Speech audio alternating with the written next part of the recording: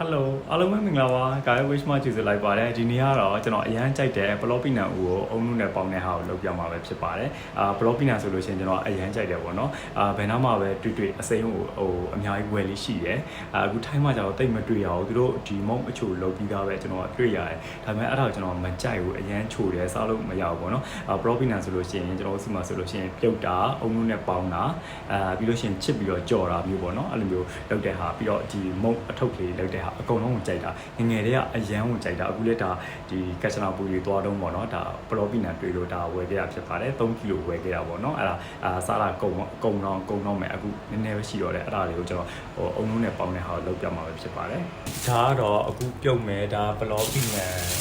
ဖြစ်ပါတယ်ဒါ Bloppina 3ခုပေါ့နော်အရန်လွယ်တယ်ပေါ့နော်ဒါနဲ့အဲ့လိုလေးလုပ်ပြီးတော့သူကခွာလိုက်လို့ရှိရင်သူကလေအဖက်လိုက်ဒီလိုလို့အဖက်လိုက်ကလေးကိုဆွဲခွာလိုက်လို့ရှိရင်အရန်လွယ်ပြီးတယ်ပေါ့နော်အဲ့ဒါတနည်းအဲ့ဒါတော့များသောအားဖြင့်လူတိုင်းလုံးနေကြပေါ့နော်လူတိုင်းလုံးနေကြဘာလို့လဲဆိုတော့ဒီမှာသူကအဲ့လိုဆွဲခွာလိုက်တာအဲ့လိုဆွဲခွာလိုက်တယ်ပေါ့နော်အဲ့လိုဆွဲခွာတယ်ဒီမှာအရန်လွယ်တယ်ဒီမှာအဲ့လိုဆွဲခွာပြီးတော့အထက်ကဟာကသူကအဲ့လိုမျိုးဆိုတော့အပြင်ကဒီဟာလေးတွေကိုကျွန်တော်ချက်လိုက်တယ်ဘာလို့လဲဆိုတော့ဒီအောက်ကဒီအနီရောင်လေးအောက်ကဒီအနီရောင်ဒီအပေါ်ရန်တက်သွားပေါ့နော်အဲ့ဒီဟာကိုအရန်ကြိုက်တယ်ကျွန်တော်ဒီအလွှာလေးကိုအရန်ကြိုက်တယ်ဒါလေးကိုထည့်စားရတာပေါ့နော်အဲကြောင့်အဲ့လိုမျိုးချက်လိုက်တော့ပေါ့နော်ပုံမှန်ဆိုလို့ရှိရင်ဒီအလွှာကိုအဲ့လိုမျိုးဆွဲခွာလိုက်လို့ရှိရင်ညံ့တယ်လို့ပါဒါတော့ဒါ Bloppina ကိုဒါကြီးစေးထားပေါ့နော်ခွန်ထားပြီးကြီးစေးထားပါပုံမှန်ဆိုလို့ရှိရင်တော့ Bloppina ကိုခွာလို့ရှိရင်လွယ်လွယ်ကူကူခွာရတဲ့ဒီလိုဖြူလေးတွေထွက်တယ်ပေါ့နော်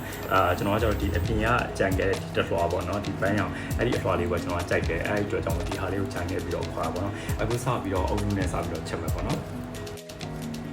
ဒါတော့ Bloppina နဲ့ပေါင်းမဲ့တာအုံနုပေါ့နော်အုံနုကတော့ဒါလွယ်လွယ်ကူကူဝယ်လို့ရပါတယ်ပြန်မှဖြစ်သူများရတော့ဒီအုံနုကိုနောက်မှထည့်ရလားမသိဘူးပေါ့နော်ကျွန်တော်ကတော့ဒါအုံနုပထမဆုံးထည့်မယ်ပေါ့နော်အုံနုထည့်ပြီးတော့အုံနုနဲ့တစ်ခါလေးပေါင်းမယ်ပေါ့နော်အုံနုအရင်ဆုံးအုံနုထည့်မယ်ပြီးတော့မှရေလေးနည်းနည်းထပ်ရောမယ်ပေါ့နော်အုံနုနဲ့တစ်ခါလေးသူ့ရဲ့အရသာဝင်အောင်ပေါ့နော်ဒါအုံနုပေါ့နော်ပထမဆုံးဒါအုံနုချက်မှာဖြစ်တဲ့အတွက်ကြောင့်မလို့အုံနုကိုအစီပြောင်းချက်မယ်ဆိုတော့အုံနုအကုန်ထည့်လိုက်မယ်ပေါ့နော်အုံနုထည့်မယ်ခန်းနဲ့ထည့်ပါမယ်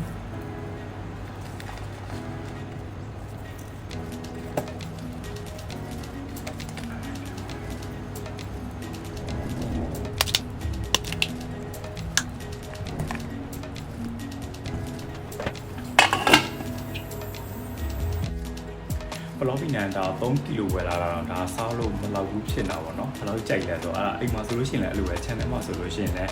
ဒီ Bloppina တို့ကစုံဦးတို့အဲ့လိုမျိုးအာတာလော့တို့အများကြီးစိုက်ထားပြီးတော့ကျွန်တော်အဲ့ဒါအများအားတူစားတာပေါ့နော်အခုဆိုလို့ရှိရင်ဒါခုနကဒီအုံနုနဲ့ပြုတ်ထားတဲ့ဟာတွေကယူထုတ်တာပေါ့နော်ဒါနှစ်ခုပြုတ်စားဖို့ဆိုပြီးတော့ထည့်တာအဲ့တော့တွေ့တဲ့ version မျိုးစုံကြိုက်တယ်အဲ့တော့ကျွန်တော်တွေ့တဲ့နေရာမှာဝယ်လေးရှိရပေါ့နော်အခုလည်းအဲ့ဒါ3ကီလိုဝယ်လာတာစားလို့ကမလောက်ဘူးဖြစ်နေအခု2ရက်တည်းနဲ့အကုန်လုံးကုန်ပြီပေါ့နော်အခုဒီနှစ်ခုပဲ channel ပြုတ်စားပါမယ်အခုဒါအုံနုနဲ့ပေါင်းထားတာပေါ့နော်သူစူရဲ့ချိန်ကျွန်တော်စောင့်မယ်ပြီးလို့ရှိရင်တော့ကျွန်တော်ထပ်ကြည့်အောင်နော်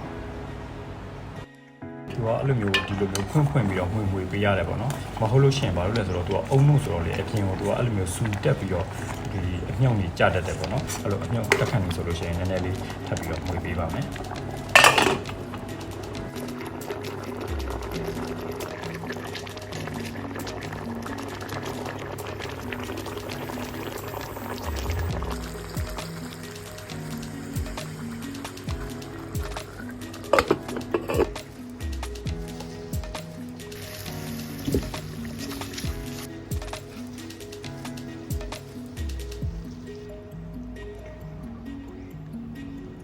Bloppina အုံနုပေါင်းရပါပြီအရန်မှွေးနေပဲပေါ့နော်ဒီအုံနုရောဒီအုံနုကဒီမှာအစီတောင်ထွက်ပြီးပေါ့နော်မှွေးပြီးတော့တော်ကြီးကိုမှွေးပြီးတော့စားလို့ကောင်းတယ်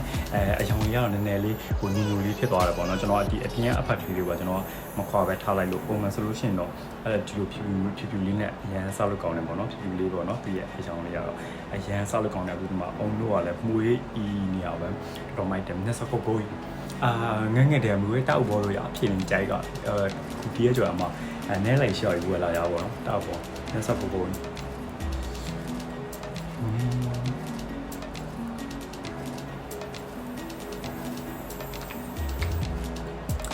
စီပါနေ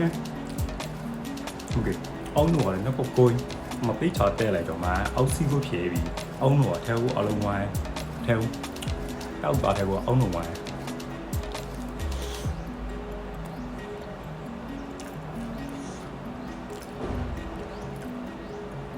ဘူးညဆောက်ပေါ်ပေါ်